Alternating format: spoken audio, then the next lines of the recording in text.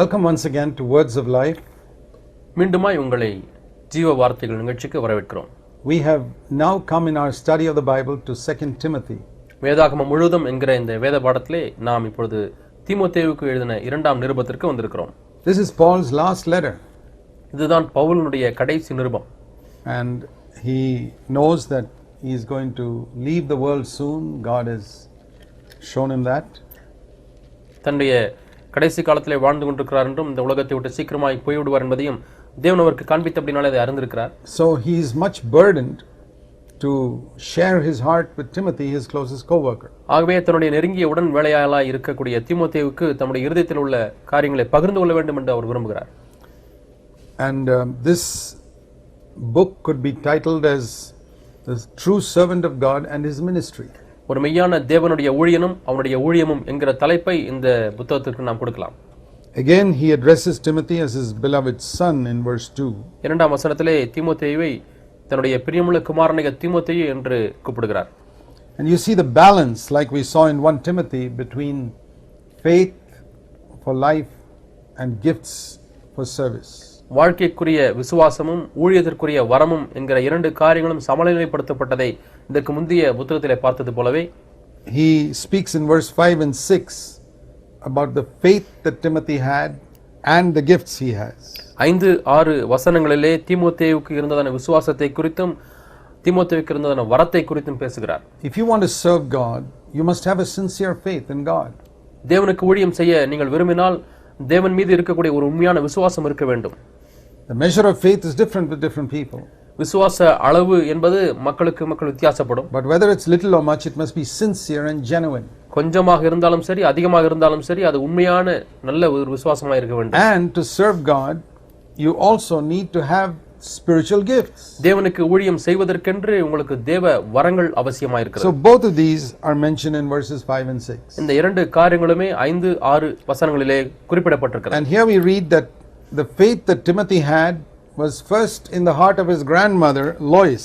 இந்த தீமோத்தேயுவுக்கு இருந்த விசுவாசமானது லோவிசாள் என்கிறதான தீமோத்தேயுடைய பாட்டியினுடைய இதயத்தில் இருந்த விசுவாசம். And then in the heart of his mother Eunice or Eunike. அதற்கு பிறகு ஐனிக்கேயாள் என்று சொல்லுகிறதான தீமோத்தேயுடைய தாயினுடைய உள்ளத்தில் அந்த விசுவாசம் வந்தது. Now we know from Acts chapter 16 that Timothy's father was not a Jew. அப்போஸ்தலர் நடபடிகள் 16ஆம் அதிகாரத்திலே நாம் அறிகிறது என்னவென்றால் தீமோத்தேயுடைய தகப்பன் ஒரு யூதன் அல்ல. He was a heathen businessman. அவன் ஒரு புறஜாதியான ஒரு தொழில் செய்கிறவனாய் இருந்தார். And it's amazing how this girl Eunike, whose mother was a God-fearing lady, went and married this heathen businessman. தீமோத்தேயுடைய தாயாகிய ஐனிக்கேயாள் ஒரு தேவபக்தியுள்ள ஸ்திரியா இருந்தும் கூட ஒரு புறஜாதியான தீமோத்தேயுடைய தகப்பனை எப்படி போய் திருமணம் செய்து கொண்டார் என்று தெரியவில்லை. She must have been brought up in a good way by her mother Lois.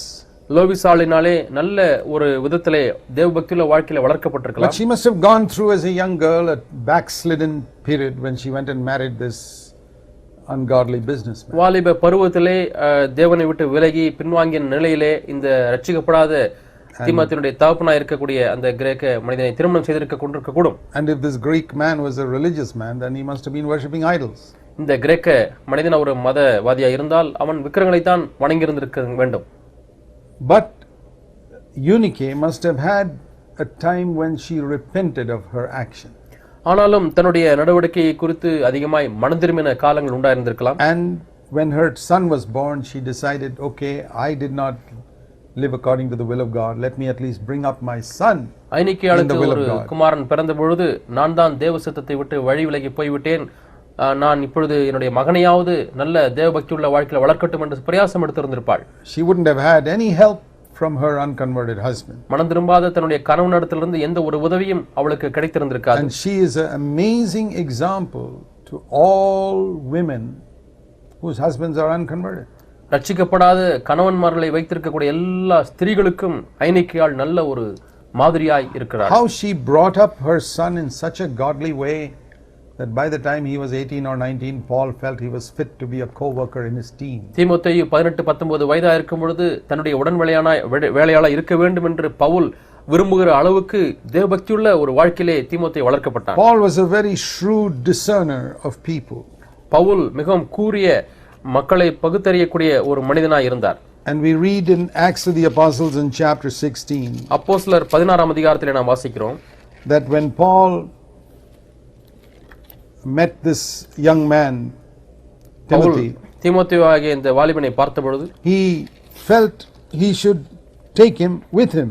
தன்னோடு கூட கூட்டிக் கொண்டு போக வேண்டும் என்று விரும்பினான் என்று 3ஆம் வசனத்திலே வாசிக்கிறோம். Acts 16 verse 1, in Lystra there was this young man called Timothy. அப்போஸ்தலர் 16ஆம் அதிகாரம் 1ஆம் வசனத்திலே தீமோத்தேயு என்னப்பட்ட ஒரு சீஷன் இருந்தான் என்று பார்க்கிறோம். And he was well spoken of not only in Lystra but even in Iconium. People had a good testimony of this young man. அவன் லிஸ்திராவிலே மட்டுமல்ல இக்கோனியாவிலும் உள்ள சகோதரராலே நற்சாட்சி பெற்றவனாய் இருந்தான்.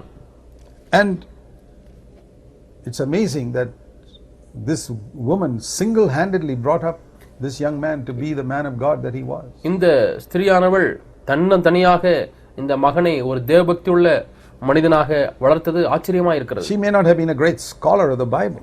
அவள் வேதத்தை அதிகமாய் அறிந்திருந்த ஒரு வேத மாணாக்கனா இல்லாமல் இருந்திருக்கலாம். What is it that Paul says she communicated to her son? ஆனால் அவள் தன்னுடைய மகனிடத்திலே விட்டு சென்ற காரியம் என்ன என்று பவுல் சொல்கிறார்? It says in 2 Timothy 1:5 a sincere faith. 2 தீமோத்தேயு 1ஆம் அதிகாரம் 5ஆம் வசனத்திலே சொல்லப்பட்டது போல அந்த ஒரு உண்மையான ஒரு விசுவாசம் which she got from her mother. அந்த விசுவாசத்தை தன்னுடைய தாயினிடத்திலிருந்து பெற்றுக்கொண்டாள்.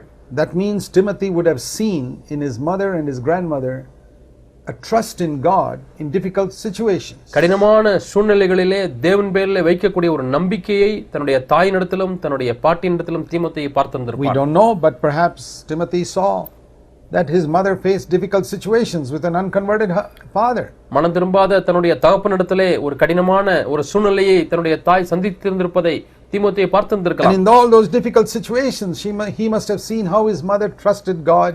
அப்படிப்பட்ட கடுமையான சூழ்நிலைகள் மத்தியிலேயும் கூட தேவன் பேரில் எப்படி தன்னுடைய தாய் நம்பிக்கை வைத்திருந்தாள் என்பதை கண்டிருப்பார். That brought faith in his heart. இந்த விஷயமானது தீமோத்தேயுடைய உள்ளத்திலே ஒரு விசுவாசத்தை கொண்டு வந்தது. He decided to be a wholehearted disciple of Jesus. இயேசு கிறிஸ்துவுக்கு முழு இதயமுடைய சீஷனாய் தீமோத்தேயு இருப்பதற்கு தீர்மானித்தான். A young man can have a good testimony in his own church and in churches in other places. ஒரு வாலிபன் தன்னுடைய சபையிலேயும் சரி மற்ற சபைகளிலேயும் நல்ல ஒரு சாட்சியை பெற்றிருக்கக்கூடிய ஒரு மனிதனாக இருக்க முடியும். So he had this faith in his heart. ஆகவே அவனுக்கு இந்த விசுவாசம் இருந்தது. But then he also had a spiritual gift that was given to him when Paul laid his hands on him. அதே சமயத்திலே பவுல் தன்னுடைய கைகளை வைத்த பொழுது ஆவிக்குரிய வரங்கள் அவனுக்கு உண்டாயின. In those days we see how the apostles could transmit spiritual gifts by the laying on of hands. அந்த நாட்களிலே அப்போஸ்தலர்கள் தங்களுக்கு இருக்கக்கூடிய ஆவிக்குரிய வரங்களை தங்களுடைய கைகளை மற்றவர் மீது வைக்கும் பொழுது அவர்களுக்கு கடந்து சென்றது. And we see there how Timothy received a gift of the Holy Spirit. அப்பொழுது தீமோத்தேயு பரிசுத்த ஆவியினுடைய வரங்களை பெற்றுக்கொண்டதை நாம் பார்க்கிறோம். But just because he received that gift doesn't mean that he can automatically serve God. அந்த வரத்தை பெற்றுக்கொண்ட மாத்திரத்திலே தானாகவே அவன் தேவனுக்கு ஊழியம் செய்கிறவனாய் மாறிவிடவில்லை. Paul told him he has got to keep stirring it up and kindling it afresh in verse 6. 6ஆம் வசனத்திலே அந்த தேவ வரத்தை அவன் அனல் மூட்டி எழுப்பிக் கொண்டே இருக்க வேண்டும் என்று நினைப்பூட்டுகிறேன் என்று சொல்கிறார். The gift of God is like a spark that God puts in our hearts. தேவனுடைய வரமானது நம்முடைய இதயத்திலே தேவன் போடுகிறதான ஒரு தீப்பொறியை போல இருக்கிறது. We have to stir it up and kindle it afresh like blowing a flame so that it keeps burning. அப்படிப்பட்ட ஒரு பொறியை எரியக்கூடிய ஒரு அனலுள்ள எரியதை போல நாம் அனலுட்டு எழுப்ப வேண்டியவர்களாக இருக்கிறோம். Otherwise it will remain and it will die out. இல்லாவிட்டால் அந்த தீப்பொறி அப்படியே இருந்து அமிழ்ந்து போய்விடும். If we don't exercise the gift and stir it up, நாம் வரங்களை பிரயோகிக்காமல் அதை அனல் மூட்டி எழுப்பாவிட்டால் whatever gift it is, it will die out. அது என்ன வரமா இருந்தாலும் அது அப்படியே மரித்துவிடும். So Paul says to Timothy, stir up the gift that is in you. ஆகவே உன்னிலே இருக்கக்கூடிய தேவ வரத்தை அனல் மூட்டி எழுப்பி விடு. Don't neglect it or despise it. நீ அதை அசட்டை பண்ண வேண்டாம், அதை நீ அல்ல தட்ட விட வேண்டாம் என்று சொல்றார். I would say to all of you, seek God for the gifts of the Holy Spirit. உங்கள் எல்லாருக்கும் நான் சொல்வது என்னவென்றால் தேவனிடத்திலே பரிசுத்த ஆவியின் வரங்களுக்காக தேடுங்கள். When God gives it to you, stir it up. தேவன் அந்த வரங்களை உங்களுக்கு கொடுக்கும்போது அனல் மூட்டி தொடர்ந்து அனல் மூட்டி எழுப்பிக் கொண்டே இருங்கள். And he says to Timothy, God has not given us a spirit of timidity and fear that we hesitate to use the gifts he has given us. அந்த வரங்கள் தேவன் நமக்கு கொடுத்திருக்கிற வரங்களை பயன்படுத்துவதற்கு ஒரு தயக்கமுள்ள பயமுள்ள ஆவி இருக்க கூடாது என்று அவர் ஜெபிக்கிறார். God has given us a spirit of power. நமக்கு பலமும் அன்புமுள்ள ஆவியை கொடுத்திருக்கிறார். அன்புமுள்ள ஆவி and discipline. தெளிந்த புத்தியுள்ள ஒரு ஆவி. Very necessary. மிகவும் தேவையான spirit of power, பலமுள்ள ஆவி, spirit of love, அன்புள்ள ஆவி, and spirit of self discipline. சுய கட்டுப்பாடான வாழ்க்கைக்குரிய தெளிந்த புத்தியுள்ள ஒரு ஆவி. The Holy Spirit brings discipline into our life. பரிசுத்த ஆவியானவர் நம்முடைய வாழ்க்கையில ஒழுக்கத்தை கொண்டு வருகிறார். Self control. சுய கட்டுப்பாட்டை கொண்டு வருகிறார். Disciplined in sleeping, eating, everything in our life, in the use of time. தூங்குகிற விஷயத்திலே, சாப்பிடுகிற விஷயத்திலே, நேரத்தை பயன்படுத்துகிற விதத்திலே ஒழுக்கத்தை கற்றுத் தருகிறார். And no fear at all. எந்த ஒரு பயமும் இருக்க கூடாது. All fear and timidity and hesitation is not from the Holy Spirit. எல்லா பயமும் கோழைத்தனமும் தயக்கமும் பரிசுத்த ஆவியானவரிடமிருந்து வருவதே அல்ல. When the Holy Spirit fills us, he makes us bold to exercise whatever gift he gives us. பரிசுத்த ஆவியான நமக்குள்ளாக வரும்பொழுது நமக்கு இருக்கக்கூடிய தேவ வரங்களை தைரியமாய் பயன்படுத்துவதற்கு அவர் உற்சாகப்படுத்துகிறார். Then he tells Timothy, don't be ashamed of me. என்னை குறித்து நீ வெட்கப்பட வேண்டாம் என்று சொல்கிறார். Because I am in prison. நான் சிறைச்சாலையில் இருக்கிறேன். Many people were ashamed to acknowledge that they were friends with Paul because he was a prisoner now. Pavul இப்போது சிறைச்சாலையிலே கைதியா இருக்கிறபடினால अनेகர் பவுலுடைய பெயரை சொல்வதற்கு தயக்கமடைந்தார்கள். And he says, don't be ashamed of the Lord and don't be ashamed of me.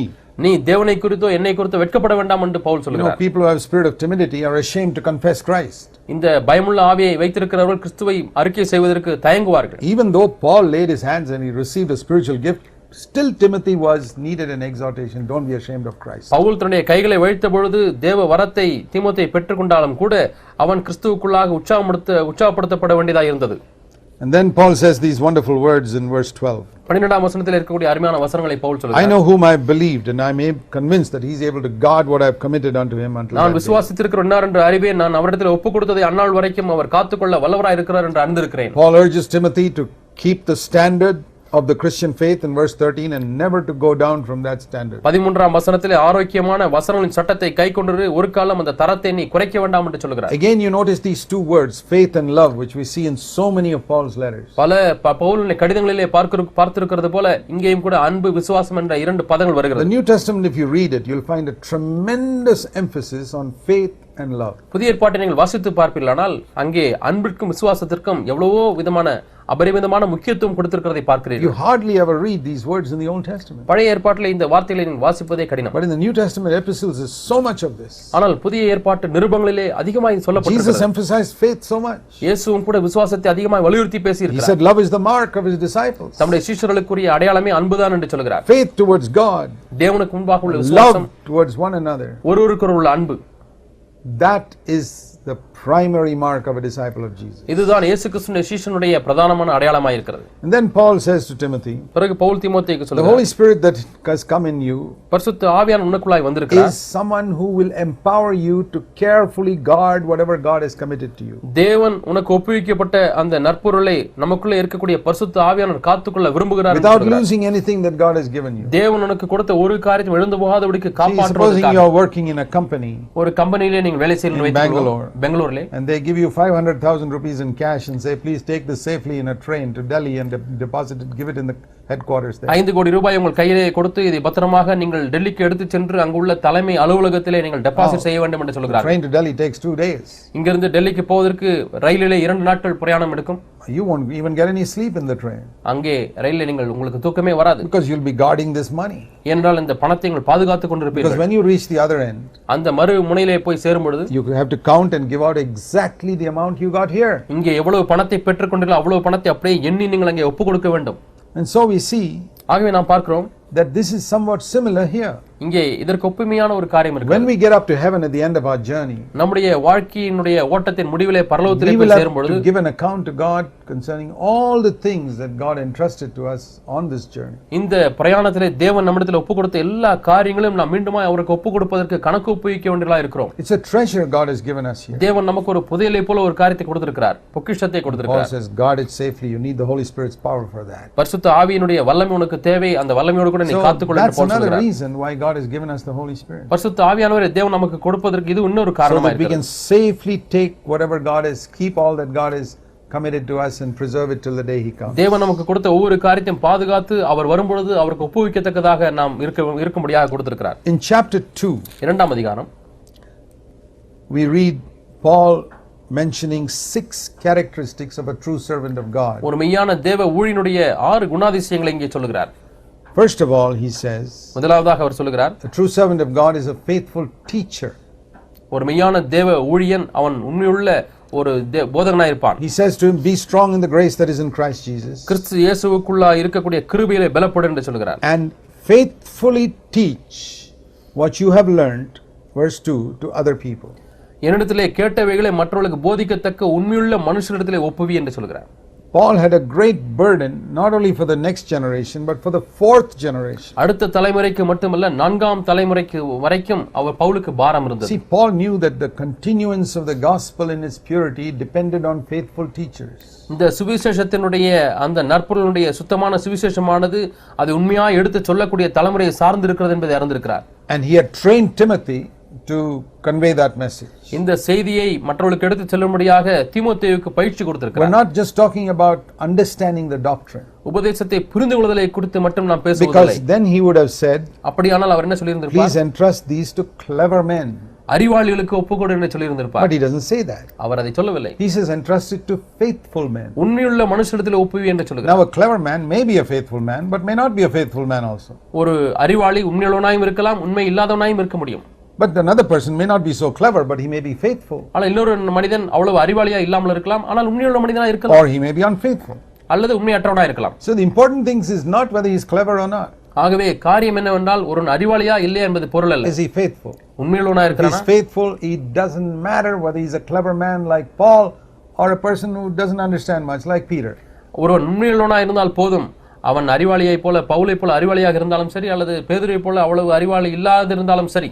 So Paul says, ஆகவே பவுல் சொல்கிறார், Timothy is the only one among my co-workers who is a faithful man. உண்மையுள்ள என்னுடைய உடன் வேலையாட்களில் உண்மையுள்ள ஒரே ஒரு மனுஷன் தீமோத்தேயு தான். I have many clever co-workers. அநேக அறிவாளிகளாகிய உடன் வேலையாட்கள் உண்டு எனக்கு. Timothy is the one who is faithful. தீமோத்தேயு மட்டுமே உண்மையுள்ளவனாய் So he இருக்கிறான். tells Timothy, ஆகவே தீமோத்தேயு what you have heard from me, என்னிடத்திலே கேட்டவைகளை, you are the second generation. நீதான் இரண்டாவது தலைமுறை. You got it.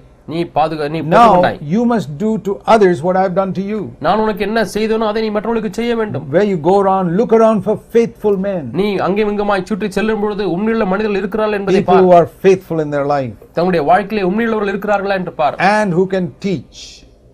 மற்றவர்களுக்கு போதிக்கக்கூடியவர்கள். And make them teach the fourth generation. அவர்கள் நான்காவது தலைமுறைக்கு போதிக்கும்படியாக இதை ஒப்பு கொடுக்க வேண்டும். So Timothy is second generation. தீமோத்தேயு இரண்டாவது தலைமுறை. He's got to look for people of the third generation who are faithful. உண்மையுள்ள மூன்றாம் தலைமுறையிலே மக்கள் இருக்கலாம் என்பதை பார்க்க வேண்டும். And he must select such people who will teach other people in the fourth generation. அதிலே நான்காம் தலைமுறைக்கு ஒப்புவிக்கத்தக்கதாக மூன்றாம் தலைமுறையிலே உண்மையுள்ளவர்களை போதிக்க வேண்டும். What a burden Paul had. பவுலுக்கு எவ்வளவு பாரம் இருந்தது பாருங்கள். We must have a burden too. நமக்கும் கூட இப்படிப்பட்ட பாரம் இருக்கிறது. Everything God has entrusted to us. தேவன் நமக்கு ஒப்புவித்த எல்லா காரியங்களையும் faithfully communicate to another generation. உண்மையாக நாம் அதை மற்றவர்களுக்கு ஒப்புவிக்க வேண்டும். And secondly, இரண்டாவதாக, a true servant of God has to be a good soldier. ஒரு நல்ல தேவ ஊழியன், மெய்யான தேவ ஊழியன் இயேசு கிறிஸ்துவுக்கு நல்ல சேவகனாய் இருக்க வேண்டும் என்று நாம் மூன்றாம் வசனத்தை பார்க்கிறோம். Christian life is a battle. கிறிஸ்தவ வாழ்க்கை என்பது ஒரு போராட்டம். And the main thing he says here that is a soldier in active service, verse 4, does not entangle himself in the affairs of everyday life. நான்காம் வசனத்திலே வாசிக்கிறது போல ராணுவத்திலே சேவகம் செய்கிற ஒருவனும் பிழைப்புக்கு அடுத்த அலுவல்களிலே சிக்கிக் கொள்ள மாட்டான். Because he wants to please the one who has enlisted him. ஏனென்றால் தன்னை சேவகம் எழுதி கொண்டவனுக்கு ஏற்றவனா இருக்கும்படி அவனையே பிரியப்படுத்துவான். So Paul says, பவுல் சொல்கிறார், Timothy, தீமோத்தேயுவே, you must be willing to be a soldier. நீ ஒரு யுத்த வீரனா இருப்பதற்கு பிரியமுள்ளவனா இருக்க வேண்டும். Soldiers who go into the battlefield, what a lot they are willing to suffer. ராணுவத்திலே போய் சேருகிறவர்கள் எவ்வளவு பாடுபட வேண்டும் என்று பாருங்கள். They are not going for a picnic, they are going for battle. அவர்கள் அங்கே உல்லாசமாக செல்வதில்லை, அங்கே ஒரு போராட்டத்துக்காக செல்கிறார்கள். They are willing to suffer hardship. அவர்கள் அதற்காக கடினமான வாழ்க்கைக்குள்ளே கடந்து செல்ல விருப்பமுள்ளவர்களாக இருக்கிறார்கள். Christian life is a battle. கிறிஸ்தவ வாழ்க்கை என்பது ஒரு போராட்டம். Here, first of all, the Christian life is like a school where teachers need to teach. முதலாவது கிறிஸ்தவ வாழ்க்கை என்பது ஒரு பள்ளியைப் போல இருக்கிறது, அங்கே ஆசிரியர்கள் போதிக்க வேண்டும். Secondly, the Christian life is a battle. இரண்டாவது கிறிஸ்தவ வாழ்க்கை என்பது ஒரு யுத்தத்தை போல இருக்கிறது. Requires soldiers who are detached from earthly things. பூமிக்குரிய காரியங்களின் பற்றுதலிலிருந்து விடுதலையானதான ஒரு போர் வீரர்கள் தேவை. If you want to be a really good soldier, நீங்கள் மெய்யான நல்ல ஒரு போர் சேவகனா இருக்க வேண்டுமானால் you must have minimum occupation with earthly things. இந்த பூமிக்குரிய காரியங்களிலே உங்களுக்கு குறைந்தபட்ச காரியங்களிலே தான் நீங்கள் ஈடுபட்டிருக்க வேண்டும். Of course, we need to be occupied with earthly things to earn our living, to look after our family. நம்முடைய குடும்பத்தை பராமரிப்பதற்கு, நம்முடைய பிழைப்பை நடத்துவதற்கு நாம் பணம் சம்பாதிக்க வேண்டும். We're not to be like monks and sannyasis who got nothing to do with our world. செய்வதற்கு உலகத்திலே செய்வதற்கு ஒன்றுமே இல்லாத சன்னியாசிகளைப் போல பிட்சுகளைப் போல இருக்க தேவையில்லை. Jesus himself worked as a carpenter for many years to support his family. அநேக ஆண்டுகளாக தன்னுடைய குடும்பத்தை பராமரிக்கும்படியாக ஒரு தச்சு தொழிலை செய்து வந்தார். He's an example for us. அவர் நமக்கு ஒரு மாதிரியா இருக்கிறார். But we don't get entangled in that. ஆனால் அதிலேயே நாம் அப்படியே ஈடுபட்டு விடுவதில்லை. That's the word used here. அந்த இந்த வார்த்தை தான் இங்கே பயன்படுத்தப்பட்டிருக்கிறது. You can go into something and get entangled there. நீங்கள் ஒரு காரியத்தை செய்து அதிலே நீங்கள் சிக்கிக் கொள்ள முடியும். Entangled is like a rope going around your legs and hands and everything, and you're a slave now. You are not free. சிக்கிக் கொள்வது என்பது ஒரு கயிறானது உங்கள் மீது உங்கள் கை கால்கள் எல்லாம் கட்டி வைப்பது போல இருக்கிறது. நீங்கள் அடிமைப்பட்டு விட்டீர்கள், நீங்கள் விடுதலையாக இல்லை. You can allow your profession or your work to just go round and round and round you, and then you're not free to do anything for the Lord. உங்களுடைய தொழிலோ உங்களுடைய வேலையோ உங்களை சுற்றி சுற்றி சுற்றி சென்று உங்களை கட்டி வைப்பது போல அனுமதித்து விட்டு நீங்கள் இப்பொழுது இயேசுவுக்கு விடுதலையா இல்லாமல் போய்விடலாம். Careful when we go and do secular work that doesn't entangle us. ஆகவே நாம் ஒரு பொது வேலையிலே போய் சேரும் பொழுது அது நம்மை கட்டி விடாதபடிக்கு நாம் ஜாக்கிரதையா இருக்க வேண்டும். And then thirdly, மூன்றாவதாக he says that Christian servant of God must be like an athlete who runs according to the rules. சட்டத்தின்படி ஓடக்கூடியதான ஒரு விளையாட்டு வீரனை போல இருக்க வேண்டும் என்று பார்க்கிறோம். 5ஆம் வசனம். He must run according to the rules. அவன் அந்த சட்டத்தின்படி அவன் ஓட வேண்டும், அப்பொழுதுதான் முடிசூட்டப்படுவான். In every race there are rules.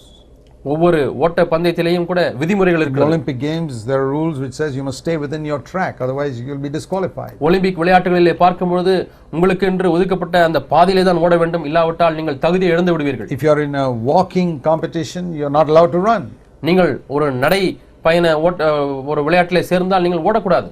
You're supposed to walk. They have 50 kilometers walk. 50 kilometre நடை பயணம் என்கிறதான ஒரு போட்டி நடைபெறுகிறது. So if a person runs a little bit there, the video camera will catch him and he'll be disqualified. அவன் கொஞ்ச தூரம் ஓடுகிறான்னு சொல்லி ஓடினால் வீடியோ கேமரா படம் பிடித்து விட்டு அவன் அங்க தகுதி இழந்து விடுகிறான். He says if you don't run according to the rules, you won't get a prize. ஆகவே சட்டத்தின்படி நீங்கள் ஓடாவிட்டால் உங்களுக்கு வெற்றி கிடைக்காது. A servant of God is an athlete. ஆகவே தேவனுடைய ஊழியன் ஒரு விளையாட்டு வீரனை போல இருக்கிறான். Who has to be very careful to do exactly what God has said. தேவன் என்ன சொல்கிறாரோ அதை செய்வதற்கு மிகவும் கவனமுள்ளவனாய் இருக்கிறான். And then fourthly, நான்காவதாக he must be like a farmer who works hard, verse 6, to sow the crops and get a harvest. 6ஆம் வசனத்திலே வாசிக்கிறது போல ஒரு கடுமையாய் ஊழிய வேலை செய்யக்கூடியதான ஒரு விவசாயி போல இருக்கிறான். அவன் அங்கே பங்கடைவதற்காக அறுவடை செய்வதற்காக விதைக்கிறவனாய் இருக்கிறான். There he is comparing a lazy farmer with a hard working farmer. இந்த இடத்திலே ஒரு சோம்பலான ஒரு விவசாயியும் ஒரு கடினமாய் உழைக்கக்கூடியதான ஒரு பயிரிடுகிறவனையும் ஒப்புமைப்படுத்தி பேசுகிறார். A lazy farmer is not going to get a good crop. அங்கே பயிரிடுகிறவன் சோம்பேறித்தனமாக இருந்தால் அவனுக்கு நல்ல ஒரு அறுவடை கிடைக்காது. Don't think that you can be an effective servant of God if you are not willing to work hard. கடினமாய் பிரயாசப்படுவதற்கு மனதில்லை என்று சொன்னால் நீங்கள் தேவனுக்கு திறமையான ஒரு ஊழியக்காரனாக இருக்க முடியாது. There is a poem written by a worldly poet. உலக பிரகாரமான ஒரு கவிஞன் ஒரு கவிதை எழுதியிருக்கிறார். He says like this. இப்படி அவர் சொல்கிறார். The heights that great men in the world have achieved. உலகத்திலே இருக்கக்கூடிய மிகப்பெரிய மனிதர்கள் அடைந்த அந்த உச்சி, they did not reach there by one sudden flight. திடீரென ஒரு பறந்து போவதனாலே அந்த உயரத்தை அடையவில்லை. No. இல்லை. But while all their friends were sleeping, they were climbing upwards in the night. தங்களுடைய நண்பர்கள் எல்லாரும் தூங்கிக் கொண்டிருக்கும் பொழுது இவர்கள் இரவிலே ஏறிக்கொண்டே இருந்தார்கள். And they climbed up.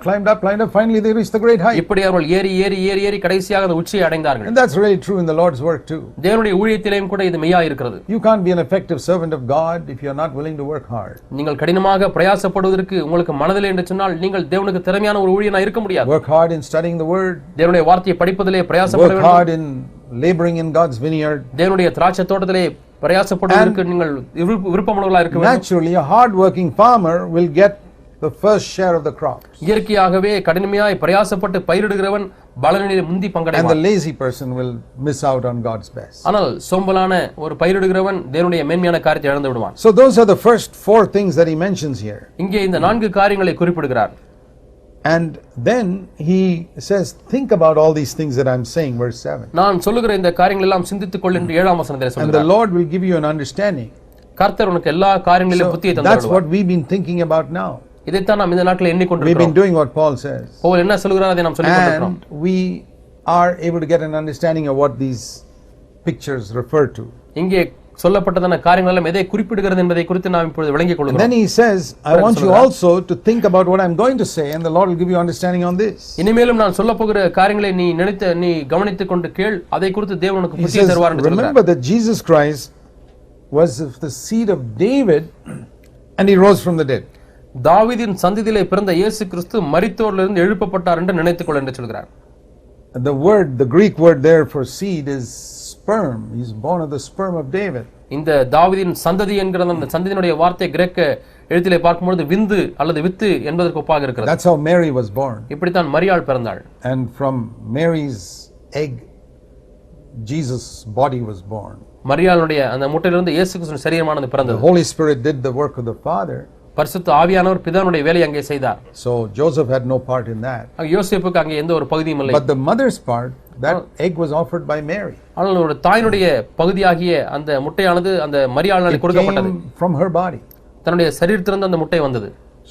That's the only way Jesus could be completely identified with our race. இந்த ஒரே வழியிலே தான் நம்மை போலவே அவர் மாற முடிந்தது. He was born of the seed of David. தாவீதின் சந்ததியிலே பிறந்தார். And from the seed of David nobody has ever risen from the dead. தாவீதின் வித்திலே பிறந்த யாருமே மரித்தோர்ந்து உயிரோடு எழும்பவில்லை. Jesus rose from the dead. இயேசு மரித்தோர்ந்து உயிரோடு எழும்பினார். He overcame sin. அவர் பாவத்தை மேற்கொண்டார். That's what he's referring to. அதைத்தான் இங்கே குறிப்பிட்டு சொல்கிறார். That is my gospel. இதுதான் என்னுடைய சுவிசேஷம் என்று சொல்கிறார். Think about this, he says. இதை குறித்து எண்ணி பாருங்கள். Think about what it involves. அதிலே என்னென்ன காரியங்கள் இருக்கிறது என்று நினைத்துக்கொள் என்று சொல்கிறார். Somebody from the seed of David can overcome, you can also overcome. தாவீதினுடைய வித்திலிருந்து பிறந்த ஒருவர் மேற்கொள்ள முடியும் என்று சொன்னால் நீ மேற்கொள்ள முடியும். Think about this and the Lord will give you understanding. இதை குறித்து எண்ணி பார், தேவன் உனக்கு புத்தியை தந்தருளுவார். May God give us understanding too. தேவன் நமக்கும் கூட ஒரு புத்தியை கொடுப்பாராக. Amen. ஆமென்.